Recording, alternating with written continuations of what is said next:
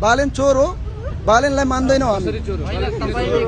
तपाईले कुन औषधि खानुभयो क्या? म त अचम्म लाग्यो के। औषधि खाएको छैन नि, बालेनको कुरा त्यो निक्ल्या होला होइन। त्यो मैले बालेन चोर हो भनेर भनिरहेको थिएँ त्यतिखेरकै कुरा भएको थियो।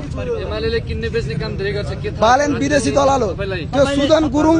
सुदन तपाईले बालेन चोर भन्नुभयो, कसरी बालेन चोर भन्नु? बालेन एक प्रकारको विदेशी दलाल हो।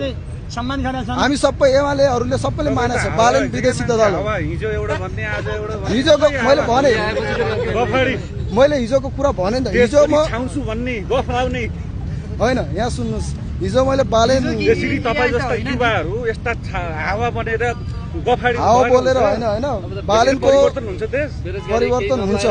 तपाईले समर्थन गर्नुहुन्छ नि? केपी शर्मा ओलीज्यूले गर्नु भएको छ, परिवर्तन गर्नु भएको छ। बालेनले सपोर्ट गर्नुहुन्छ, आज एमाले भन्नुहुन्छ। बालेनले कसले सपोर्ट गरेछ? बालेनको खाएपछि आज एमाले भन्नुहुन्छ। होइन, बालेनको पक्षमा छैनौँ हामी, बालेनको पक्षमा छँदै छैनौँ।